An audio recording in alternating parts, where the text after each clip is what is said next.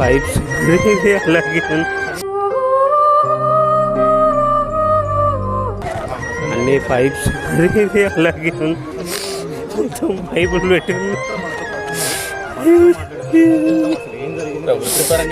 అల్లు అర్జున్ చేసిన ఒకే ఒక్క తప్పు వల్ల ఒక కుటుంబం వీధిని పడింది. 2 పిల్లలు అన్యాయంగా వీధిని పడ్డారు. కుటుంబంతో ఆనందంగా గడపాల్సిన ఒక తల్లి అన్యాయంగా మరణించింది. ప్రేక్షకుల మధ్య కూర్చుని సినిమా చూడాలి అని అల్లు అర్జున్ అనుకుని ఉండకపోయి ఉంటే డిసెంబర్ 4 రాత్రి వేసిన ప్రీమియర్ షోకి సంధ్య థియేటర్కి అల్లు అర్జున్ వచ్చి ఉండకపోతే రేవతి అనే అమ్మాయి చనిపోయి ఉండేది కాదు. అల్లు అర్జున్ ఆ రోజు రాత్రి అక్కడికి రాకపోయి ఉంటే ఆమె తన భర్త పిల్లలతో హ్యాపీగా మూవీ చూసి ఇంటికి వెళ్ళేది. కేవలం అల్లు అర్జున్ సంధ్య థియేటర్కి రావడం వల్లనే ఈ రేవతి అనే అమ్మాయి మరణించింది. కేవలం అల్లు అర్జున్కి వేరే అభిమానులుగా ఉండడమే ఈ కుటుంబం చేసుకున్న తప్పు. నేను మన ఛానల్లో చాలా వీడియోస్లో చెప్పాను, హీరోస్ కోసం పిచ్చివాళ్ళుగా ప్రవర్తించకండి అని. అలా చేస్తే ఏం జరుగుతుందో ఇప్పుడు ప్రత్యక్ష సాక్ష్యం కనిపించింది కదా. ఈ హీరోస్ అనేవాళ్ళు సినిమాల్లో 100 మందిని చితకబాదేసి చంపేస్తారు కూడా, కానీ నిజ జీవితంలో పోయిన ఒక ప్రాణాన్ని కూడా వారు తిరిగి తీసుకురాలేరు. పుష్ప మూవీ వలన ఒక కామన్ మ్యాన్ కి కూడా ఒరిగిందేమీ లేదు. వాళ్ళు మూవీ బిజినెస్ 300 కోట్లు అయింది అంటూ గొప్పగా చెప్పుకున్నారు. కానీ ఆ డబ్బంతా ఈ రేవతి కుటుంబానికి ఇచ్చినా సరిపోదు, మరియు ఆమె తిరిగి రాదు కూడా.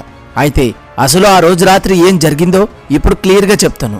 వీడియో చివరి వరకు చూసి అసలు ఈ మరణానికి బాధ్యులు ఎవరు అనేది చెప్పండి.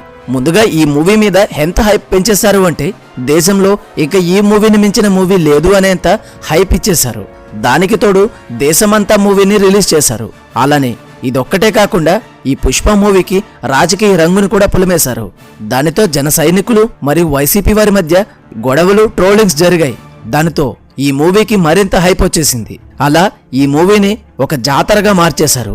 ఇంకా ఇదే అవకాశంగా తీసుకున్న మూవీ టీం టికెట్స్ ను 300 నుండి 1500కి పెంచేసి సవాల మీద పేలాలు వేరుకుతున్నట్లుగా తినడానికి రెడీ అయిపోయారు.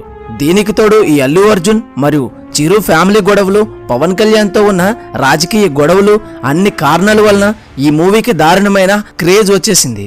థియేటర్స్ దగ్గర ఇంతలా ఉంటుంది అని అల్లు అర్జున్ కి ముందే తెలుసు. థియేటర్స్ ఖాళీ ఉండవు అని, తను వెళితే తొక్కేసలాట జరుగుతుంది అని కూడా తెలుసు. అయినా సరే సంధ్య థియేటర్కి మూవీ చూడ్డానికి వెళ్ళాడు. అండ్ తన ఫ్రెండ్ మరియు ఒక సమయంలో వైసీపీ తరపున అల్లు అర్జున్ సపోర్ట్ తీసుకున్న శిల్పా రవిచంద్ర రెడ్డిని కూడా అదే థియేటర్కి ఇన్వైట్ చేశారు. దానితో భారీ స్థాయిలో వైసీపీ ఫ్యాన్స్ కూడా సంధ్య థియేటర్కి వచ్చేశారు. ఇంకా తోపులాట, తొక్కిసలాట మొదలైంది. అప్పటికే అక్కడ పోలీసుల నిర్లక్ష్యం కూడా చాలా ఉంది.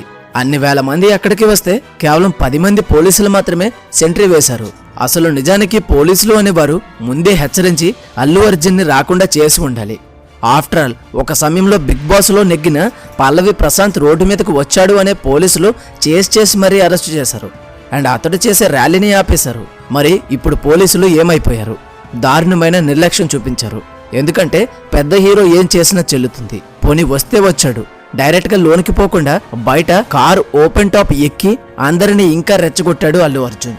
ఇక్కడ అల్లు అర్జున్ చుట్టూ ఎంతమంది ఉన్నా కానీ అతడిని రక్షించడానికి అతడి చుట్టూ బౌన్సర్స్ ఉంటారు అండ్ పోలీసులు ఉంటారు. కానీ కామన్ పర్సన్స్ పరిస్థితి అలా కాదు కదా.